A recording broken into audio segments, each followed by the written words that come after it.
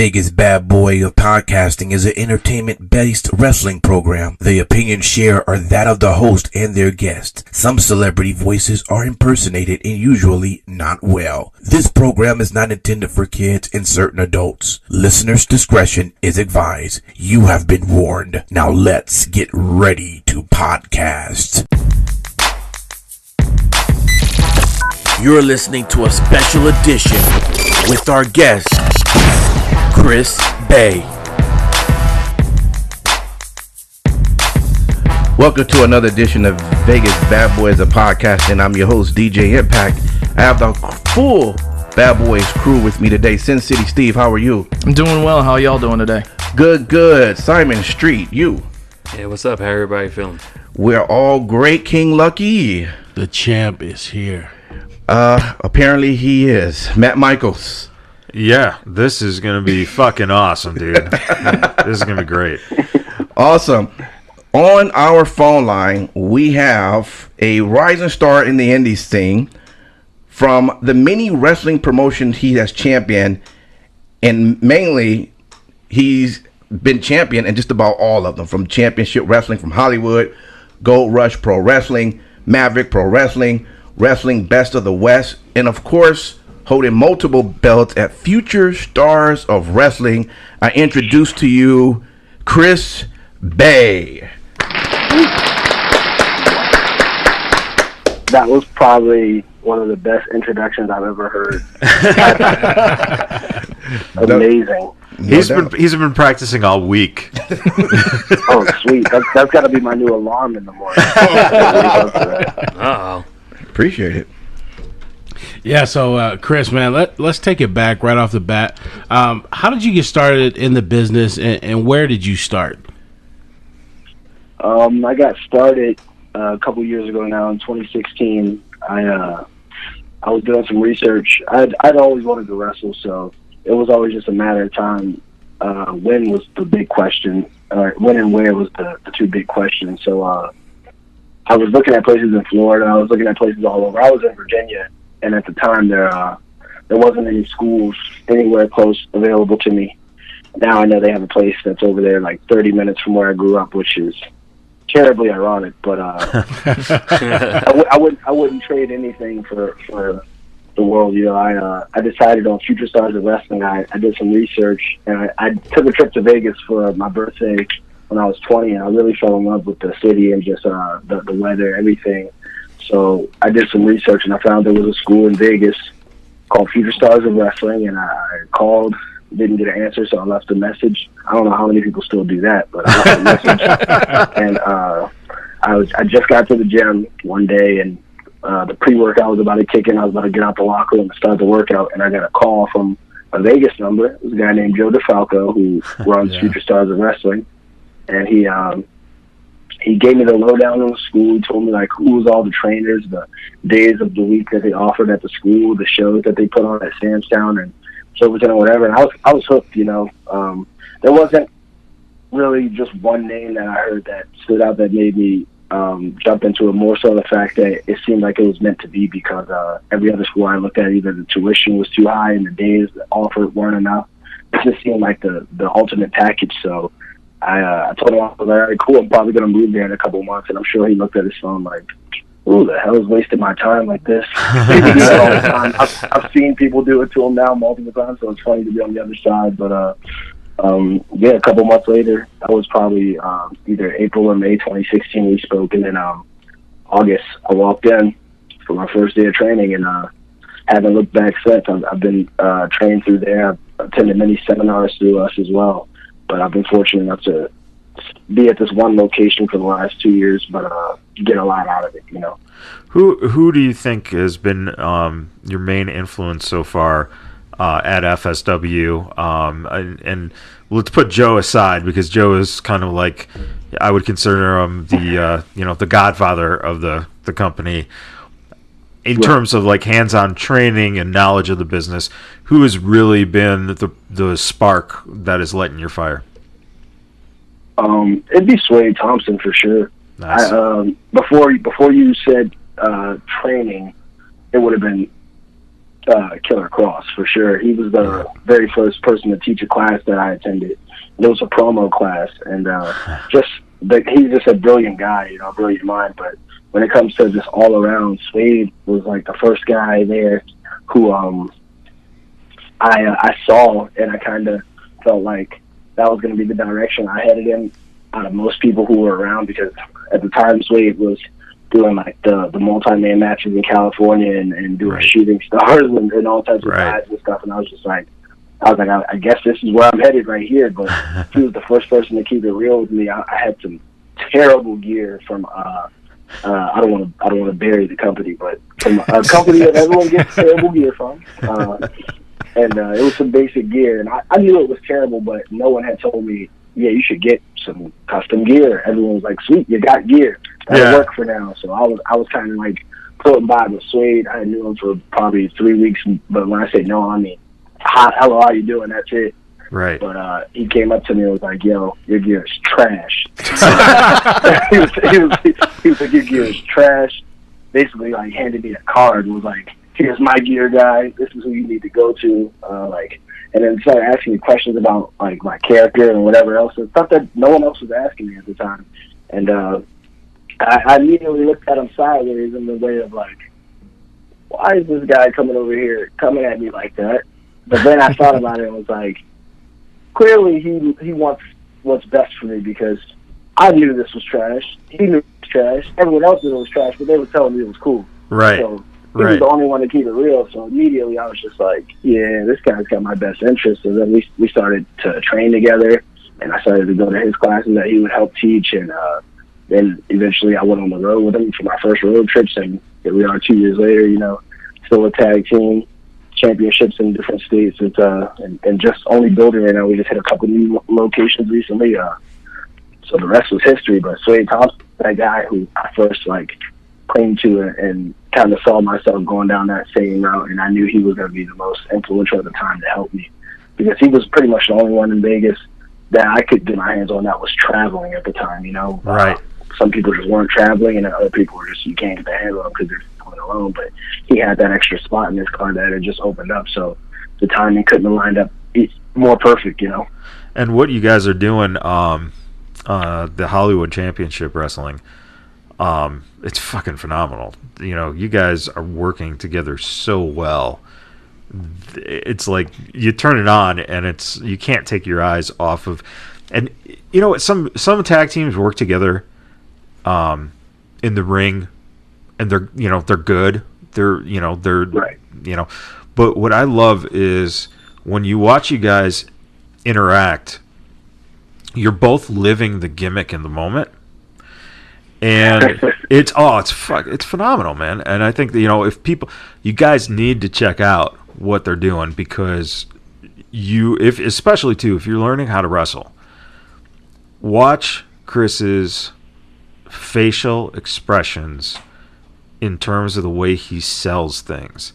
And I'm not talking just bumps. I'm talking everything. Everything is done with an intention, and that's fucking brilliant. That you've come from where you started to where you are now, and you're already way ahead of, you know, some guys who are established names at this point. Right. Well, I appreciate the compliments for sure, and I attribute it to the selection of the school I chose. You know, it could have been different. It would have been different everywhere else I would have went had I gone anywhere else. But I went where I went, and I got to learn from people like Kenny King, who's at Ring of Honor, you know, and been in the game 20 years. People like Disco Inferno, who's been, you know, former WCW television cruiserweight champion. You know, just people from so many different rings and so many different eras. You know? So you get a little bit of each style, but everything you're learning is something that's worked or been successful on television. And at the end of the day, we all get into wrestling, whether we want to admit it or not, from being television wrestlers. You know, you watch WWE growing up, WCW, whatever it is you watched, it was on television. It's television wrestling. So for me, it was an easier transition to do that than to just do the like super indie-rific matches, which I love those too. I'll do those all day too, but I think television thank you for pointing out that the facials are good, because that's the important part of television. Is, Yep. Giving it to the audience at home instead of just the crowd that's in attendance. You gotta paint that picture for a larger audience. Yep. Definitely, man. And so obviously you are extremely active on social media. You actually posed a question today on your Twitter feed, and you asked people what makes you happy in life. So Chris Bay, what makes you happy in life? Wow, you just pulled up on me from my own Twitter. That's what we doing, huh? That's what we doing. Okay. Hey, listen. Okay, but that's what we're doing. All right. I'm gonna take notes for that one. I'm putting that in there. I'm remembering that one. Man, that's Sin City Steve. You got to have a receipt for him.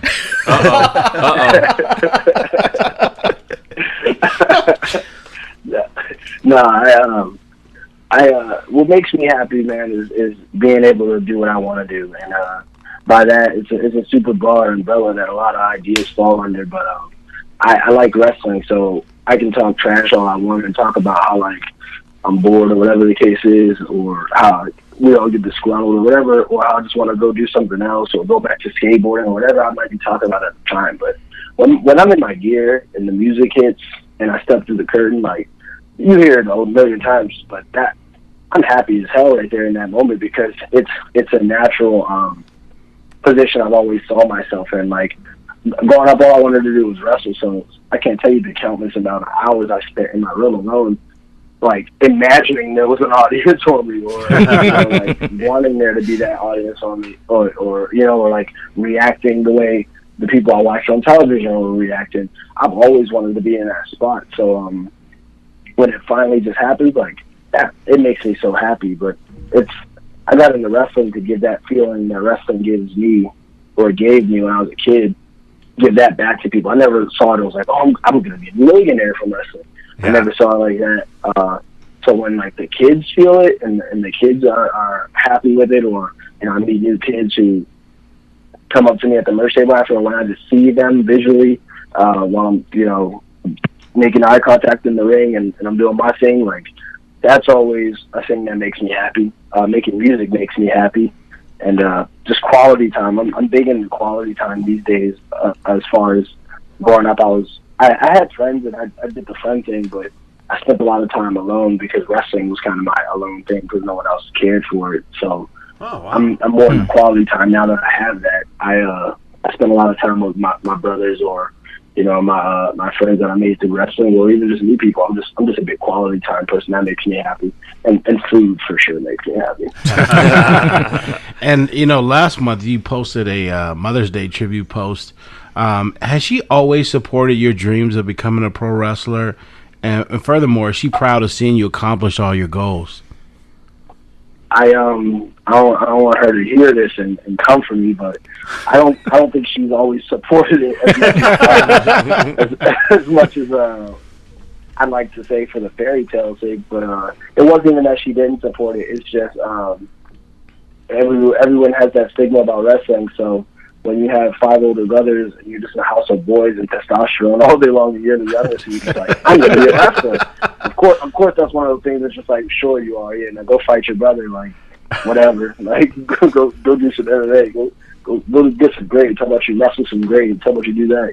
But for me, it was when you're 13, you'll grow out of it. And then I turned 13, and when you're this age, you'll grow out of it. And then one day it was kind of just oh, you really want to do that? And then it was the day that came where I was so I just booked my plane ticket, and I'm leaving now, and I'm actually gonna go do this. And it was that moment of, oh, you're really going to leave and go do this. And then I think one of my favorite moments that I've had in wrestling was last year at the 9-year anniversary for FSW. I got to wrestle in front of my mom for the first time. And that's awesome. It's I have terrible eyesight. I'm not going to lie to you. So when I'm in the ring and I'm scouting for people, that squint is so real because I can't see anything. So, but I saw her, and it was enough to make me put on the best performance of my life. And so now she loves it. She's thrilled that I do it. She's on Instagram and likes all my stuff. She she hates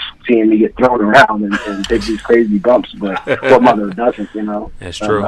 But she's real cool with it, and she's just very proud of me. She's my rock for sure. I owe a lot to her. I miss her all the time, and if I could wrestle in front of her every day, I'd be happy, you know? That's amazing. Yeah. So hey, Chris, you know I follow you on Instagram, and man, your workout regimen is on point. And I don't know if you work out daily. I'm assuming you work out daily, because I'm always seeing you and the rest of your friends working out. What is your regular workout regimen? I mean, what do you say is like your routine? So it, as much as it looks like daily, it's not daily. I post daily I try to post daily to create that illusion. You be making me feel bad, man. Look, like I work out once a year, but in 7 different outfits, and then I rotate them for video purposes to make it look like it's a new day. I even braid my hair differently in the bathroom. Wow. And I know with a whole new fit on. People think it's years apart. No, it's the angles, brother. Nah, for real though. I've changed my style of working out a lot since I got into wrestling. Like before I got to wrestling, I was kind of like a power builder. Mm-hmm. So like I was real into aesthetics, so the bodybuilding portion was there, but I also wanted to be the strongest person. So I would always start off my workout with like a power lift, and then after that branch into like bodybuilding training. Mm-hmm. But with powerlifting weights, if that makes any sense. No, it totally makes sense. I was super strong when I got into wrestling, and then after my first injury, I lost a lot. So now, more so in the gym, I've been focusing on targeting whatever my weaknesses are specifically. So I have like every day I hit a little bit of everything whenever I'm in the gym, and then but there will be the targets that get a little bit more work. Or say, for example, I just got off the road and my neck hurts. I'll take it easy, but then maybe the second day back in the gym, I'll make sure that I'm doing neck exercises or targeting my neck, or like I bumped my shoulder 2 weeks ago or something like that, and I was going to do a shoulder like the next day, and I could barely lift it. And it's not the smartest thing to do, but I also don't go heavy. So like I'm just working on mobility and staying safe, but and building back up from these injuries. So right now the workouts just look like every day. Everything's a superset. Almost everything's a superset. I superset everything, and it's always like switching workouts. So it'll be like superset with biceps and triceps, or maybe it's superset with biceps and quads, or maybe it's hamstrings and shoulders. Like I switch it up completely like that throughout the whole workout, just so my body never gets accustomed to one routine anymore. So I'm always just changing it up. So I'm never out of the gym and thinking that I'm not sore, because I'm always sore. I'll go to the school and train for a couple hours in the ring, and then go to the gym after usually. Yep. And then, like that's usually how my days are consistent. But it's just very important to me, and that was the first thing that I had in life that provided me the stress reliever and releasing the anger from not being able to wrestle when I couldn't wrestle and I wanted to wrestle.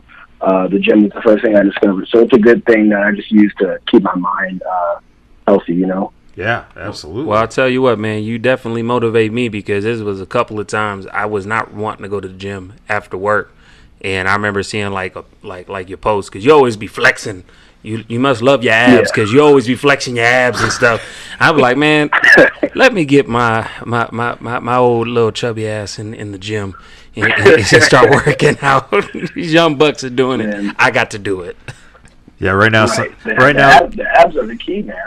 Exactly. Yeah, because right now, Street, he has that thing where if you put a little lipstick around his belly button and then you put a little eyes around the nipples, he's got a face going on. It ain't that bad. Hold on. It ain't that bad. But let's just say like this: if I put in as much work as you putting in, I think that in 6 months I could come close. I ain't gonna have your abs because I'm no longer in my 20s, but I get pretty good.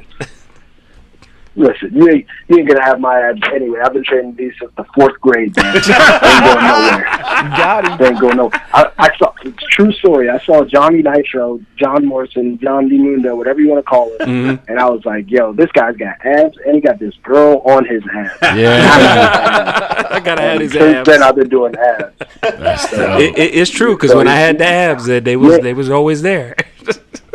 That's what I'm saying. So you ain't gonna get the abs, but you know what I'm saying. But consistency, you'll definitely get wherever you want to get. I tell people all the time, it's just about input output. That's a simple. I conduct my life after that. It's input output. If you want it, you got to put in that work to get it, and that goes for the gym. That goes for anything. I've made significant changes in my body. I'm talking. I remember I put on 16 pounds one time in 4 days. Wow. Just because I knew if I put my mind to it, I could. I remember I took my own personal push-up challenge one night. It was like 7:58, and I was like 17, and I was just like, man, what if at 8 o'clock I just try to do as many push-ups as I can in a half hour? And I think I got like 800 something. And the next day I was so sore, and it was like 2 minutes before that same time, and I was like, I'll try it again, and I got 1,017. Oh, man. Wow. I've always pushed myself to these random, like Undertaker a couple of years ago, it broke on ESPN, him rack pulling 500 pounds, and I was like, he's old, I can do it too. I went to the gym and rack pulled it twice, and like between the first and second rep, I was like, this one's for the Undertaker. But I know if I put my mind to it, you can do it. And that's the same for you. You want to get consistent, bro. You want it, you'll make it happen. Well, I'll try and make a goal, man. If I get the Mavs again, I'll try and put it on. I'll post it on Instagram, and we'll see how many likes I get after. Oh no! I'll share it. I'll share it for you. Oh, I appreciate that, man. I appreciate Oh, God, that. please make the app video now. I want to see that get shared. The before and after. Yeah. It's not really that bad, but it ain't really that good either. So This is I've awesome. already taken all my pictures for the year, so I'm gonna have to get back to 2020 when I get some updated ones, and then we'll go from there. all right. And this is coming from, for not in shape dudes giving street shit. This is the funniest Yeah, thing. he's the most fittest guy out of all of us. Well, I got endurance. I mean, I can run like miles. I always had endurance. It's just, as you get older, you get a little bit of that, play fat. That's what I call it. Play fat. All right. Why you playing? Your next shirt is gonna have play fat on it. Play fat. Hey, Chris. Oh my God. Play fat. Play fat. Best Hashtag podcast play ever. fat. Hey, did you say the best podcast ever? That's exactly what I just said. That's awesome. We man. appreciate it, man. Hey, on the single side of things, you've had some really good matches with larger talent. We saw you about 2, maybe 3 weeks ago against Luchasaurus, and you were putting on a show with him. And it goes back to like that, how you said you got the weightlifting going and things like that. But man, you guys put on a show. What about your style makes you match up well with like all kind of different size talents? I think it's a mixture of who I like to watch growing up and their ability to do it, and just me also having to cope with the fact that if I was going to pursue pro wrestling, I'd have to know how to get good at everything of that caliber, because growing up, you gotta imagine all I was told was I was too small, and I understood that when I got to a certain height and realized I wasn't going to get any taller, or when I started working out and I was 110 pounds, that's when I made the conscious decision when I was like, oh, I'm going to need to put on weight if I'm going to do this wrestling thing. And then even then, people just saying that you can't do it. So I think all of that combined was something that made me understand that I have to be able to wrestle with people of all statures, especially because I never grew up just saying, oh, I want to be a wrestler. If we're being honest, I grew up saying I wanted to be the WWE champion. Yeah. So to get to the top, you don't see small people at the top. There's the few every now and then, Right. the Daniel Bryans or the who may ever come across, even the AJ Styles. Nowadays that it's more possible. But Right. at the time, I didn't see it, so I knew that I was going to have to be that different. I didn't think that I would be specifically them and be that one out of the every few that would be the small one who wins.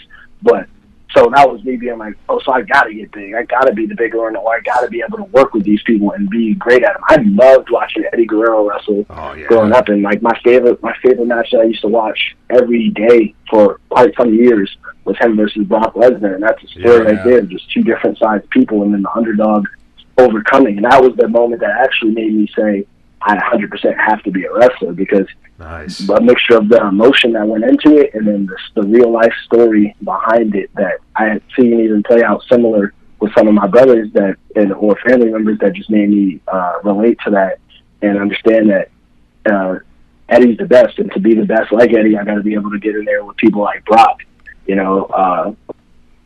or whoever it may be. And now I've been fortunate enough to wrestle people like Luchasaurus and Brody King and Killer Cross and Hammerstone and all these huge people that Willie Mack, like all these really huge people that I've been in the ring with compared to my size, and we put on some really entertaining matches that fans still enjoy or still like to talk about. And I just, you have to have that difference. It has to be in you to have that as a possibility to put on a good match with those guys, because some people just can't. And I don't want to be someone who can't work with anybody. I feel like I can work with anyone, whether it's going to be like the more comedy match, I can be funny, or last week at Suburban Fight, put me in a bar environment, I went to say something at the start of the fight. Me, I like to be vocal. I went to say something before I even started my sentence. Some guy in the back row was like, "Shut the fuck up and fight." And I was like, "Yo, first of all, you can come fight me. Second of all, I'm going to finish my sentence. I got something to say that's kind of important to what I'm trying to tell." But, I feel like I can do it all. You got to be able to do it all. You can't fear those things. I got into wrestling being small and thinking because I was strong, I was going to be able to just do these power moves on big people. And the first time I worked television, they didn't like it. They were just like, aesthetically, the way it looks with your height and this and that and the third, you should make some adjustments. So that's when I started doing more of the flying stuff and more of the speed and more of the finesse stuff. But it took for me to try it and fail and then realize, okay, that route isn't going to work just being strong. Now I got to learn the entertainment and the story to tell around that to make this work, Right, and it seems like you actually now wrestle smarter with that, and it's fucking amazing. Like and that comes from when people watch, it's great when fans watch because that's the fandom of it. That's why we love wrestling. But when you look at through the eyes of myself being in the ring and having worked with guys like Samoa Joe, the biggest compliment that another person can give another person in this business is, man, your style, you work smart and you tell a story. Those are like the two biggest things, and that's what you have going for you. Anyone who's listening who hasn't seen you wrestle, please go ahead and look up Chris's matches because they're amazing. And I will also add to that. I appreciate that. Absolutely. It comes from the heart, man. It's no bullshit. We do not blow smoke up people's asses. This comes from the heart. Chris, I'd hope not. No. These lips don't touch asses at all. But on a different note, Chris, I will tell you that at the end of the day, man, before I even got involved with doing a podcast with these other great gentlemen here, I actually had an opportunity to see you wrestle. You were wrestling, I believe it was Big Valley Wrestling promotion. And I'd happened to just stop in on a Sunday, and I saw you wrestle. And I didn't know nothing about you. I didn't know where you came from. And usually I'm pretty much always right. I know Lucky don't think so, but it's the truth. I said that this guy has it. I'm being honest with you. And I'm just saying, you have it because, and I've seen you wrestle many other times besides that. You without even most people even knowing your background, man, you are already on the same level of people already established. That's just my personal take on it. Now, where it's great that what you're doing is Lucky don't watch 205 Live. He's never watched Cruiserweights. He's not really into but he really enjoys seeing you wrestle. So you have turned somebody who never was thinking about the type of wrestling you do to where now he's ecstatic. I mean, I don't know how far it's going if he has posters on his wall, but I'm saying, like, he is really ecstatic. He knows exactly who you are. And so that type of elevation on your game and just how the name says it for itself, you're a finesser. You know what I mean? When you're in the ring, the ultimate finesser. Yep. You do things like so finesse-wise. It's like, I would think you was in the business for like 15 years. Real talk. Right. So I appreciate that, man. I really do appreciate that. And thanks, Lucky. Thank you. Yeah, man. Yeah, definitely. You might actually get him to watch 205 live now for once, because he throws so much shade on 205. I be trying to get him to watch it with me. Chris, it's not like I don't like, the smaller guys. It's just 205. They just don't do a good job. If they had the ultimate finesser, then I'm watching the show. Did you hear that? Right. Did you hear that? That was just some more talent development. See, when Enzo was on the show, I was watching, and I like. Yeah, it was interesting. It was interesting. It was television. Yeah, and so I got a question for you too, man. I've been watching wrestling for years. Your finisher, the swag surf, is just amazing, dude. How'd you come up with that? How did I come up with that? That was a random April or like a random February 2018 where I was I see moves in my dreams sometimes rather than not. That's how I come up with a lot of my ideas. But I'll see stuff in my dreams and then I'll go to the lab, as I call it, just the school, and start testing it out. And for that move, shout out to Shogun Jones, who was the original person to take it. But nice.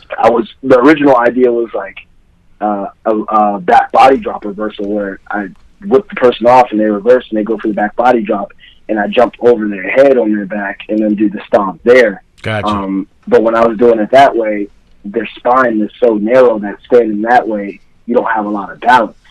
So then I decided to shift to the side and come off the side, and I found that it was a lot more stable. And I got the idea kind of from my old skateboarding days, where it's kind of like you ollie up onto a ledge or whatever, and then you jump back off or whatever it is, you stomp it down bolts. It's like it kind of was derived from skateboarding, and it was a trial and error that took me probably like 30 minutes of just trying different variations until I found one that I liked. And then even then I used it maybe the next month, the first time against Austin Theory at Maverick. And then I didn't use it for like a couple other months just because it's such a unique move. I didn't know how to just give it to the people or whether, I didn't know what I wanted to do with it. And eventually it just started becoming something I did more and more so often. I remember I did a cool one last summer where I was facing the 1% and I jumped off of Royce's back and gave the swag surf to Jarrell. And that was pretty gnarly. But yeah, it kind of just came from like skateboarding and me just cooking up in the lab and thinking of more ways to give this finesse thing a definition in an in-ring capacity, Without a doubt, man.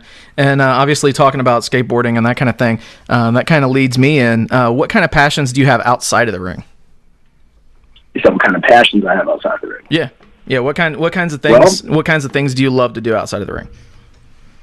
Well, I love ladies. Ladies are my passion. Yeah, definitely. That's a great passion to have, bro. You got to put the respect on the ladies. I really enjoy music, man. It's always been a part of my family. My grandfather was an entertainer himself, and my brothers, some of them make music that you can find online on whatever platforms. What shout out to them. Yeah, what can we look up and what can we promote out there for people listening? You can look up my brother B Dula, B.D.U.L.A. B Dula. He's on iTunes and YouTube, Spotify, all that stuff. He's got like a couple music videos up on YouTube if you're into music videos and visuals. I got another brother who just goes under the name Bay. So, you know what I'm saying? You can look him up as well. It's our real last name, so if that was ever a question, that's actually my real last name. So you can look up my brother and see some of his music. He's got some stuff on all platforms as well. But myself, I think I made my first mixtape technically when I was like 6, but no one heard it. It's on a cassette tape somewhere in my mom's house. The legit stuff. And then I kind of picked it back up like 9th grade through when I moved here in 2016. So like a solid 5 years there. But I put it on hold for wrestling because when I got into wrestling, I was kind of more so the lines of like, I got to give wrestling everything. And now that wrestling is starting to work out pretty well, and I get a good level of shows or whatever the case is. Now I'm getting back in the studio now, but I've been writing ever since I moved out to Vegas. I just hadn't recorded anything, but music is a big passion of mine. That really soon y'all will get some of my work. Hopefully by the end of this year, I'll be releasing a couple of singles, maybe just the whole mixtape in 2020. But we'll see as time goes on. I really enjoy that. It's one of my big passions. I like tattoos. Tattoos are really cool. I haven't been able to get some in a while because of wrestling, and just you don't really get that time to heal. And I plan on doing like my hand or like my sleeve next, and I just can't commit to that right now. I'm going to be in the ring a couple days after, Right. But I plan to get back to that as well when the time is right for that. I enjoy not a lot of things, man, to be real. Like I said, the quality time thing is cool. So if I'm with the right people, I enjoy anything. Now I never thought I would. I've gone on hikes since I moved to Vegas, like with my homies, and I was just with the right people that it was fun, like snowboarding. I hate the cold, but I went on a snowboarding trip once, and that was pretty dope. Like, it just depends on who I'm with, and I can really get into anything. I don't even watch any sports, but I've been to sporting games with friends, the right people. I can enjoy myself. But music and tattoos are like, and wrestling are kind of just like the three things, and women. Do you have your guitar handy? I don't have my guitar. True story. I sold all three of my guitars when I moved to Vegas to help fund my wrestling school. Wow. And so I haven't been able to have my guitar in years, but I was at the studio the other day and they had a guitar, and it was a real good feeling to get to pick one up again and just mess around. I've been trying to learn since I was 12. I say trying to learn because I'm honestly not good. The pictures are aesthetic. You know what I'm saying? Like, Shawty hit the DM off the pictures. Like that's what the picture's for. But I'm gonna get back to learning. Don't worry about that. So I ain't got that handy for you. What we gotta do is we gotta find someone with a local shop who can come up with a Chris Bay special and make a guitar for you. There we go. That's gonna be a project. We're gonna work on that. Sounds good. Now, featuring Elias. Now, Chris, you were saying that you've lived in Vegas for about what, 2 years or so? Yeah. This summer coming up will be 3. Got you. So you've had a chance to kind of check out some of our our independent music scene that we have, and actually, I have a lot of friends that are in the independent music scene, and a lot of them are artists. Some you may know if you've been around it or not. There's a lot of opportunity out here, even in that realm, whether it is you just want to get your music out and have people listen to it, and in venues and whatnot, or if you want to take it to the next level or what have you. Have you had a chance to experience any of that? I actually haven't, but I've met a handful of people, probably 2 handfuls at this point, of people who have put the offer out there. I can't really say any names just because I've known that I was going to take a break from music until I was ready, even though I was still writing and stuff. I kind of shut off the idea of even like jam sessions or just going through and exploring, because I knew if I'm going to invest in something, I'm going to do it full and not like half of my energy. Same with you all when we were trying to schedule this. It was like I was trying to get it done, and then before I knew it, like, I'm not even going to lie to you right now, when you called, I totally forgot. I was about to go get some food. And you called, and I was like, oh yeah, this is happening right now. And I answered the phone because, once again, I try to make stuff happen 100%. I just Absolutely. Sometimes I forget, or like I don't invest in it. But I've had some offers put on the table. I just haven't taken them up. But now that I am coming back into it, that'll be happening a lot more. So I'll be able to further answer that question on the next time we're on this podcast. All right, there it is. Got you coming back the second time. Already locked That's in. Awesome. Hey, so You can't just leave the question unanswered. You got to come back to it at some point. right. 2018 was a very big year for you. You had matches and Impact. You said what year was that? 2018. I'm sorry, I don't know what year that was. I only know 2018. There you go. There it is. 2018 was it was a pretty big year for you. You had matches in Impact and ROH. You feel like it's just a matter of time before you break through to the big time? 100%. But that's not to knock anyone who has taken longer or anyone whose journey's been different than mine.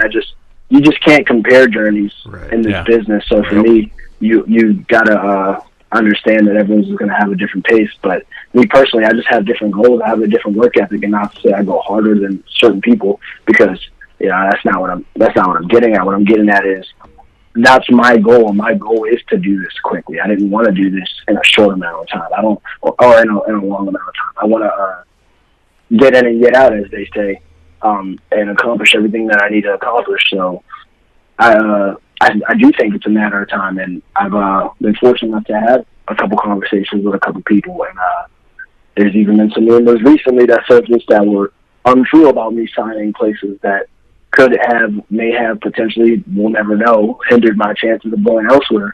Right. But just so we know, and it's clear now, I am a free agent, and I'm 100% thinking that it could be any day now, because that's the level of intensity I put in this. You said it yourself. I'm always posting on social media. Social media is a brand. I'm always networking. I'm always uploading content to my YouTube with wrestling. Right now, before we got on the phone, I was working on my custom video package that'll play at the 10-year anniversary, which now when you see it, you'll know, like, oh, he made that himself. I do a lot of this stuff myself. I'm always working on this wrestling. I'm in the gym trying to get bigger, so that when people see me in 2020 or whatever the year is, they can clearly see the difference from each year of my wrestling, how I've improved.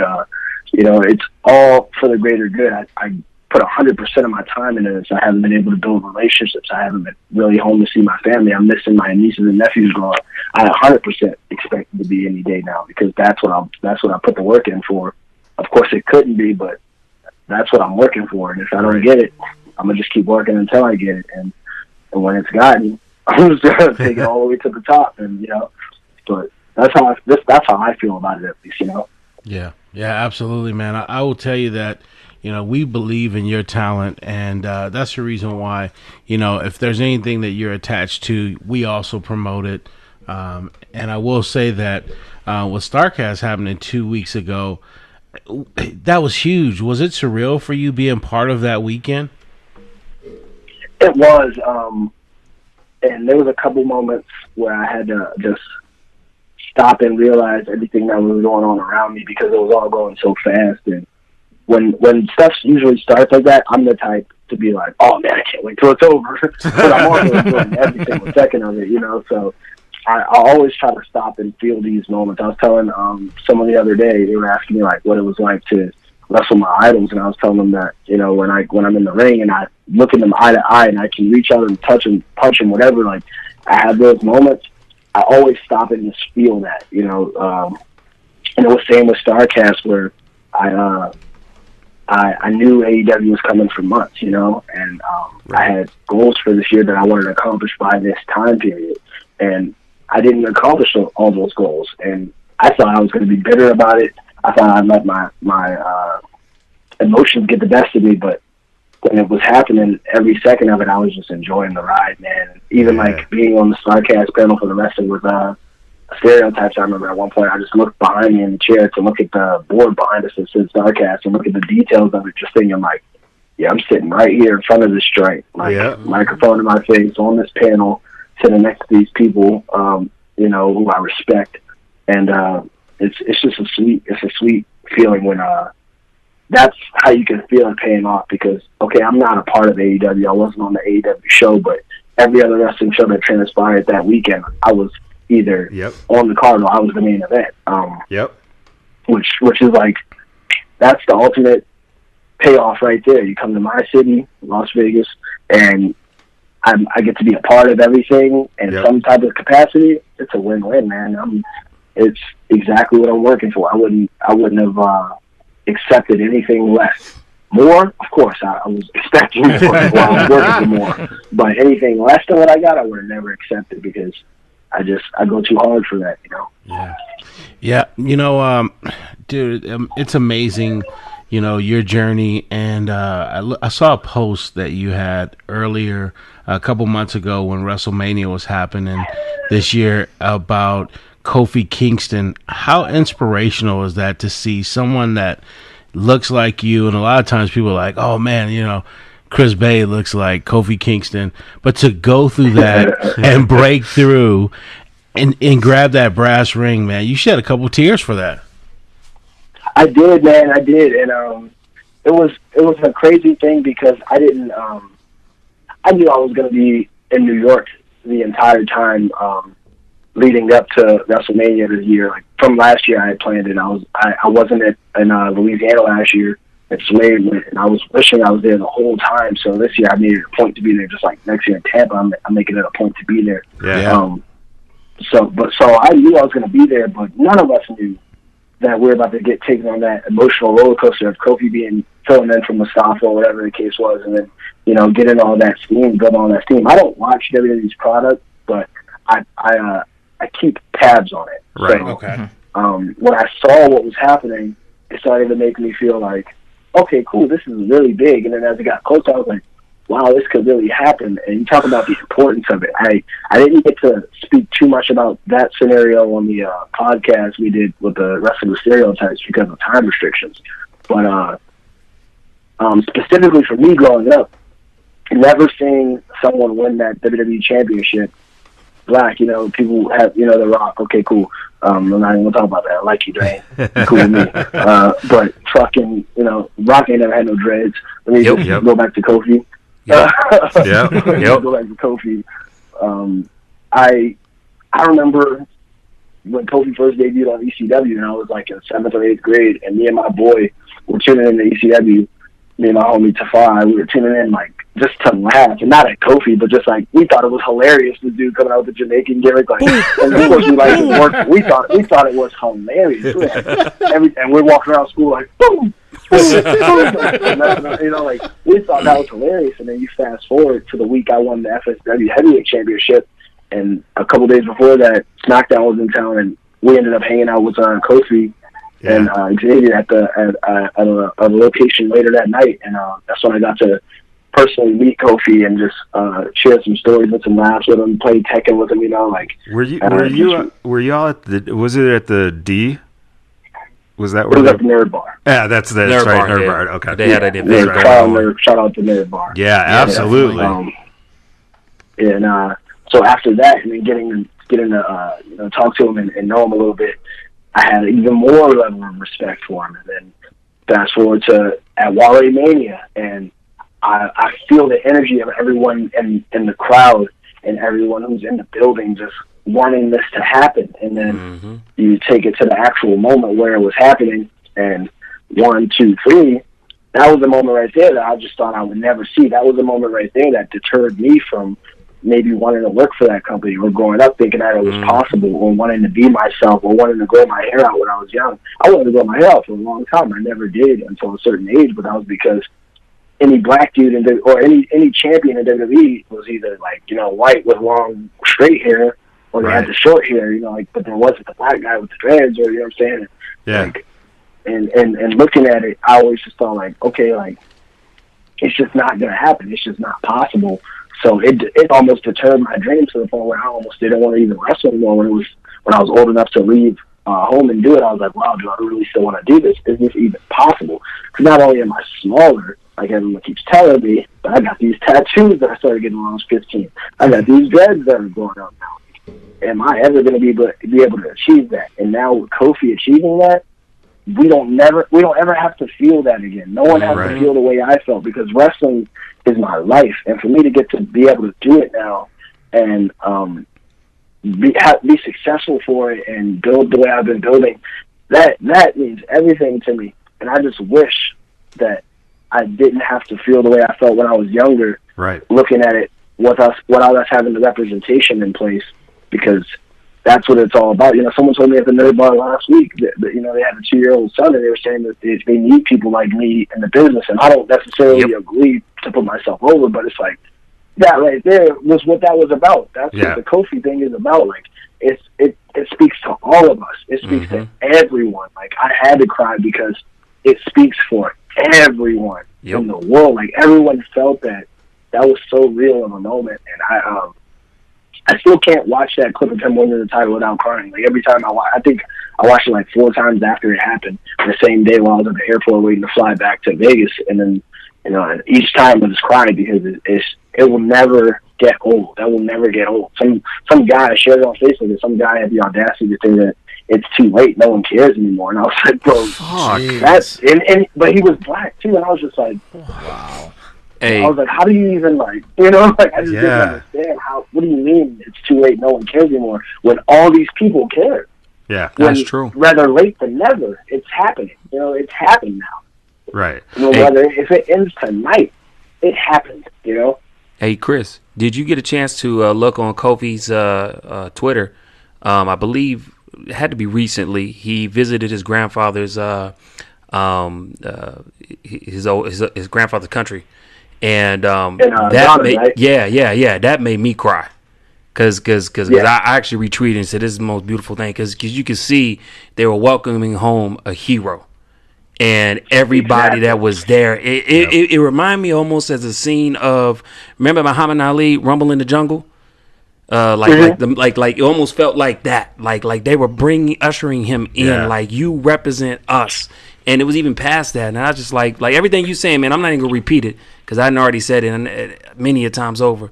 But I think it's special now that we gonna have some little kid looking up with no restrictions, say I can do that, you know what I mean, and not have to wonder. But what if?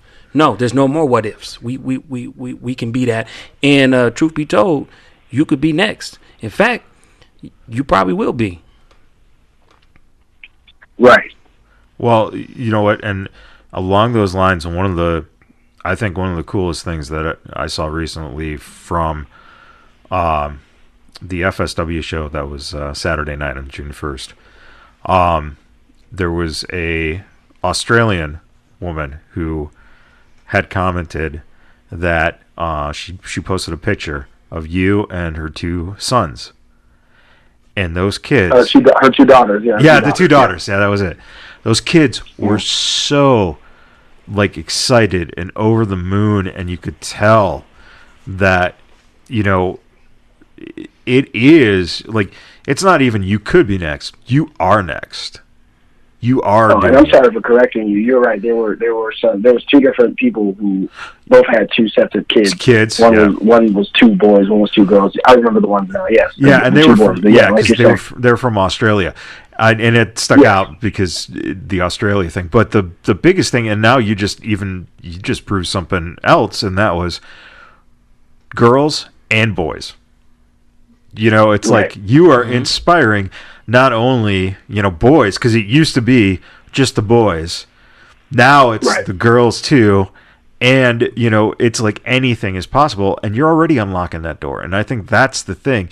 I mean, I've seen the way you are around the kids, and I think that is the most fabulous thing to watch, because even, you know what, and it blows my mind, some of the guys just don't take that extra 2 seconds to get that smile out of that kid, and that's what you do. And I think that this is something that's very important and shows your personality and who you are as a person. And like you said, the dreadlocks, the tattoos, the best thing about you that you have going is that you're true to you, and you're creating this around who you are, and it's fucking phenomenal. And it also makes us proud to say that, because we're not all, we're not Vegas born. We all come from other places, and we all moved here, and yet you are, Vegas born essentially, and that's what we love about it, is because you are someone that everyone in this city can embrace as our champion. Man, that means a lot. It really does. Yeah, that I'm humbled by those words, man. I told you earlier, I got into this to give that feeling back to those kids. So for me, it's always about them. It's always about that extra second with them. Like you said, some people don't do it, but it's not for everyone to do. And like growing up, I remember. Let's bring back up John Morrison for a second. He was the first wrestler I ever met. Went to meet him at an autograph signing when I was 9 or 10. I can't remember. It was 2006, and I remember he was a heel on TV. He was always a heel, as Johnny Nitro, but I was still a fan of him. And when I met him, I didn't know whether, because people say wrestling's fake, but there wasn't like the internet there today that just proves it or like has people out of character or whatever, like. So I remember not knowing what type of interaction we were going to have. Right. And I remember him just being a real genuine guy and being real nice and real kind to me. And it could have easily deterred me the other way if it would have went the other way. If he would have just, maybe if he'd have healed up on me, I would have understood because of the character. But what if he was just an asshole? And I was just like, oh, this guy doesn't want to meet us. This guy sucks. Like, it could have deterred me from ever watching wrestling again, or and I wouldn't be where I'm at today. So for me, I got a really good first representation of how to act, publicly when you're responding to fans or when you're talking to fans, because at the end of the day, that's what it's all about, is everyone coming together for this. We all are the quote unquote weird ones because we like wrestling, which everyone else, calls whatever they call or treats the way they treat it. We all have something in common, and that's that we believe in this and we enjoy this together. So we have to have that bond. We have to have that relationship that's established there. And how do I make sure that the kids have a good time and come back if I blow them off after they spent all their energy cheering for me in the match? Like, what does that do for them? Right. If I just walk past them and don't acknowledge them, it does nothing for them. It doesn't do anything for the business. It doesn't do anything for them. They don't keep that same energy the next time. Maybe there is no next time. Right. How do we secure that next time? Right. It's by building relationships with people. And it leads up to the coolest thing, and that is at the last Samstown event, you got to wrestle John Morrison in the hometown with the belt coming out and everything. It was so awesome to see. And guess what, man? 10 years from now, 15 years from now, some kid is going to come up to you and say, hey, I first met you when I was 10 years old, and now we're wrestling that, tonight. That's fucking phenomenal, and that's what I love, man. I've never even thought about it that way, but you're right. That's 100% a possibility that can happen. That's the best part about this, man. It's the best part about it. All of that stuff combined to make this. Definitely, man.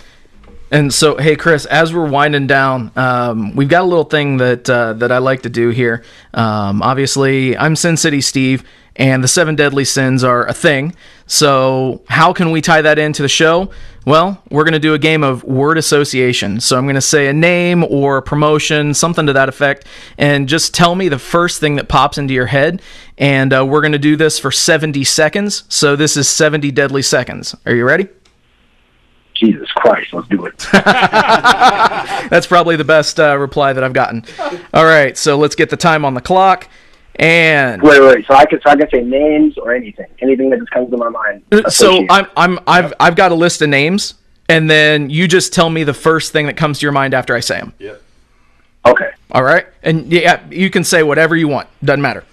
All right. Okay. So first things first. Future stars of wrestling. Oh. John Hennigan. The GOAT. Scorpio Sky. The best. Championship Wrestling from Hollywood. Television.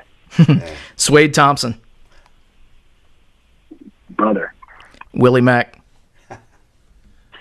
Nigga. Can I say that? Yeah, of course you can. Of course you can, bro. Especially with Willie. That's awesome, man. Yeah. It works for him. Yep. Impact Wrestling. Gold. Luchasaurus. Underrated. Yeah. The Rascals. Extremely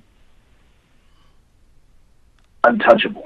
Nice. Yeah. Damian Drake. Oh my God. Hidden gem. Yep. Hammerstone. The creamiest.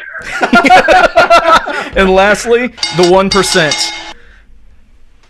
Oh man. Team. Awesome. Yeah. Awesome. That's a team right there. Very cool. So we got another segment for you. Didn't think we was gonna fit it in, but I guess we're gonna fit it in. So this last segment that we're gonna do is pretty much anytime inside the ring, outside the ring, in a bar, in a bathroom, in your bedroom, any place that you have ever been. This is the oh shit moment. Basically, anything that has ever happened in those places that I just named, you get an opportunity to share that story with us.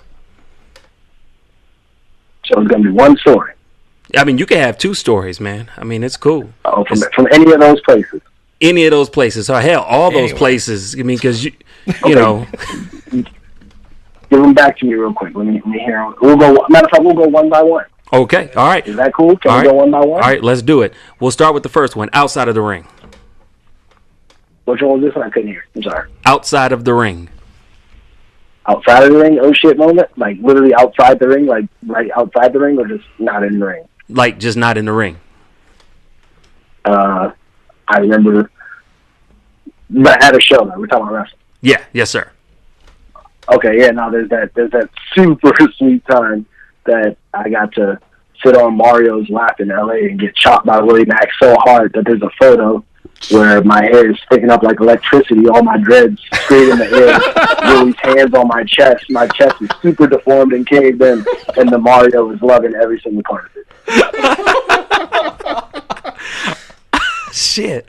All right, so next one, inside the ring. Inside the ring? Mm-hmm. Wow. What about when I got my tooth knocked out? That was a good one. Oh.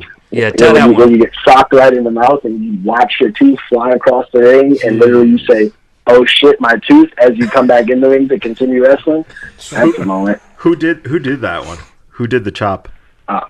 Well, if you watch Championship Wrestling, I was doing the match 7 from the best of 7. We'll say my man Sway Thompson punched that right out of my mouth. But if we go outside of kayfabe real quick, I was a tag match, Beers and Body Slams, and it was against Thomas Day and Sandra Moon, and Slade comes to drive Thomas Day in our corner at the very beginning of the match, and when he drives him into the corner, I'm about to tag him, but he drives him to the corner so hard, his elbows spread over the top rope and elbowed me right in the mouth, and I watched the tooth fly across the ring as I tagged in to finish whatever sequence we were about to go into, and the rest of the match, after every single spot, I just remember saying, my teeth, it's gone. Wow. Damn. All right, the next one, in the bedroom. I said in the bedroom. You said go to every spot, so we gonna go to every spot. All right, listen. I mean, you know what I'm saying. We all seen the Code Red before. Yeah. Let's just say I pulled that one out one time, and she said, "Oh shit." It is what it is. I may or may not have seen it on Twitter. I'll give it a try. So, you know, oh shit, it happened. All right. And the last one, in the bathroom. Oh shit. I mean, I said in the bathroom. I mean, he wanted to go every spot I said. So, I mean, I'm just holding the man to his word. Listen, man, hey, we're going to do it, though, because that's how I do things. That's right. We can go, recently. This one ain't as entertaining, but I got 2 pit bulls, and definitely didn't see one of them speak in the bathroom, and I came in to take a number 2, and it was right, the pool of piss was right where the toilet was, and I sat down, pulled my pants down, and I was sitting there, and then I realized that the stench was getting heavy of piss, and I was like, where's that coming from? And I look at my shorts that are on the ground, and they're just soaked and drenched, along with my socks. And I was just like, how did I not feel this number 2? And oh shit, they about to get their ass beat.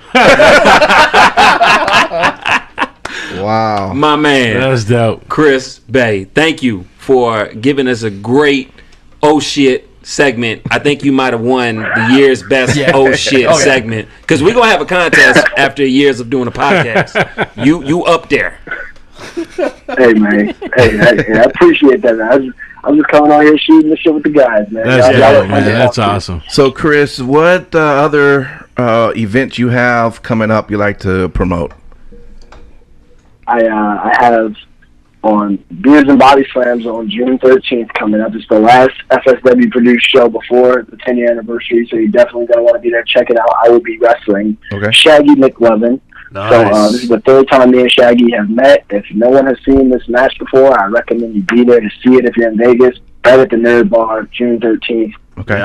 We're gonna follow that one up with June 22nd. I'm returning to Fighting Evolution Wrestling. This time we're in Jacksonville, Florida, and I will be wrestling JB Cool the very next day, I will be flying back to Las Vegas to main man. event 10-year anniversary at That's Downtown against Killer Cross. Wow. You know, the FSW Championship, everything I've worked for, the two biggest stars built out of future stars of wrestling. Yep. Who's going to win? Will I lose everything I worked for, or will I become a Las Vegas legend? There's only one way to find out. You come show up, tickets are $10 because we're celebrating 10 years.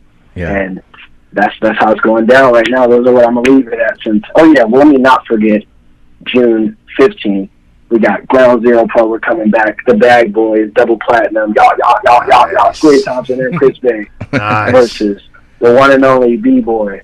And you already know Young Fuego, Adrian Quest. Nice. Gotcha. And what is the best way if people want to get to know more information about you that they can reach you? You can follow me on all social media, Dashing Chris Bay, BEY. That's on Twitter and Instagram. I do Snapchat too. It's the same name. I don't post as much content, but there's a different level of content on there. You'll get more exclusive studio stuff in there with music on the Snapchat. Just because there's less people in there, and I don't want to leak it all yet now to the whole world, so I leave it on Snapchat. Facebook, I add people, Chris Bay. I don't have a fan page right now, so whenever that limit hits and we have to do a fan page, we will, but for now, that's where it's at. And I post content every day. I try to post stuff every other hour or so and make sure that everything's flooded. If you need to reach me, you're always welcome to DM me. I respond to most DMs. If they're stupid, I don't, but the basic questions, I respond. As long as you're not heckling me, I'm cool with responses. I always spend my time wherever I can. So, and he will do it. Follow me on any of those platforms. He will do it. I've DM'd it. I can't believe I'm saying this about a man.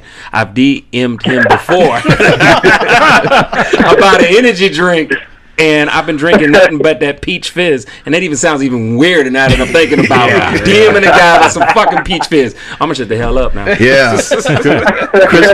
Go back to your play fat. Yeah, play fat. I can just see it now. Hashtag play fat. Hashtag peach fuzz. Oh, you know I'm Just gonna post sounds that tonight, You right? probably will. Hashtag You probably play will. fat. Chris Bay, we just want to say thank you, man, so much for joining us tonight in our interview, and we are big fans of yours. We're going to be definitely at the 10th anniversary show and probably the show before that as well, man. So just keep doing the good work that you're doing, and thank you, man, for coming on the podcast with us.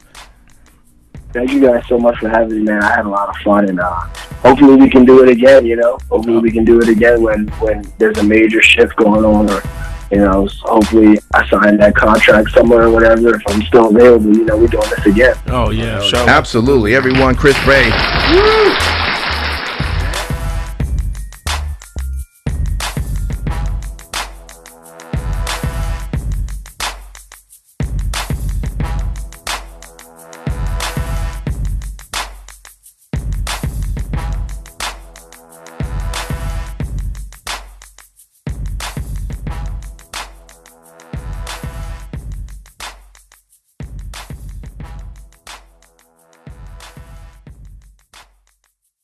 What's up, everybody? It's your boy Simon Street with the Vegas BadBoyz of Podcasting. Want to let everybody know that coming up on Thursday, June 13th, 2019 at 8 p.m. at 450 Fremont Street, Las Vegas, Nevada, you're going to have the Nerd Bar with Future Stars of Wrestling present to you Beers and Body Slam, featuring none other than Joey Ryan. You will also see stars such as Chris Bay, Damian Drake, Funny Bone, Santana Jackson, Sin Bodie, Swade Thompson, Dave Manzi, Greg Romero, and many more. First row $25, general admission $15. Tickets available at futurestarsofwrestling.com. We're going to be there and hope to see you too. Hey there, Matt Michaels here. I just want to let everyone know that the Vegas BadBoyz of Podcasting are pleased and proud to announce that we will be starting a monthly podcast live at the Boulder Station Hotel and Casino right here in Las Vegas. It's going to be on Monday nights, the last Monday of every month, and our first one is in June, the 24th at 6 p.m. at the Kicks Lounge at Boulder Station Hotel Casino with our special guest, Kenny King. That's right, ROH's own Kenny King and Las Vegas's KING King is going to be with your Vegas Bad Boys at the Boulder Station Hotel and Casino. Now, the show will be us and Kenny talking about his life, his career, things you might have never heard about him. We'll talk a little wrestling, and then at 8 p.m. Pacific time, we'll go right into watching Raw. That's right, WWE Raw Watch-Along Party at Boulder Station Hotel and Casino. You can't get that anywhere else here in Vegas right now, just with us, the Vegas Bad Boys of Podcasting. And guess what? It's free, open to all ages. And yes, we like to curse a lot, but on this case, we're going to hold it back. So if you want to bring the kids out, please feel free, because it's a family-friendly environment there at Boulder Station Hotel and Casino. And I'm telling you, it's going to be one heck of a good time. So please start spreading the word. Tell your friends, because it's a nice little lounge and seats are going to fill up quick. You're going to be able to order dinner if you'd like, get some drinks, have a good time. And guess what? During Raw, we'll be handing out prizes. So bulk up a little bit on your WWE trivia, and maybe you might go home with something nice. Boulder Station Hotel and Casino is located at 411 Boulder Highway, Las Vegas, Nevada, 89121. And it is at the Kix Lounge. That's KIXX. And we can't wait to see you. And I'm telling you right now, you're going to get a chance. If you have any questions for Mr. Kenny King, ask him right there live as we record the podcast at Boulder Station Hotel Casino's Kix Lounge on June 24th at 6 p.m. Don't miss it. Hey guys, you have an opportunity of your lifetime. Starting June 7th in New York at HOG, House of Glory, we will be having a tryout for Wrestle One Dojo with the president of Wrestle One. Kaz Hayashi will be in town. We'll be doing a tryout, looking for a new face, new somebody, and guess what we're going to give away? We're going to give away a 1 week tryout, or 1 week, actually, camp stay in Tokyo, Japan. We'll be picking up the 2 guys for each camp. We'll start in HOG, House of Glory, and then we'll be going on to One Fall Wrestling Factory down in Atlanta. We'll be going to Texas, Kansas City, Oakland, California at Hood Slam, and we're going to finishing up on 15th at Inoki Dojo in LA. So look at what's coming up. You can find me on a Facebook. There's a link to it, and it's a Wrestle 1A Alliance. And if you have any dream of going to Japan, living, eating, and training at the Wrestle One Dojo, here's your chance. So hope to see you at one of those 6 places all over the United States, and live your dream, brother. See you there. Thank you so much for checking out that video. If you liked what we did there, make sure you hit that like button. If you're new here, slap that subscribe button and ring the bell. That way you can be a part of the notification squad. Follow us on social media at Vegas Bad Boys with a Z on Facebook, Instagram, and Twitter. And until next time, we will see you in the next video.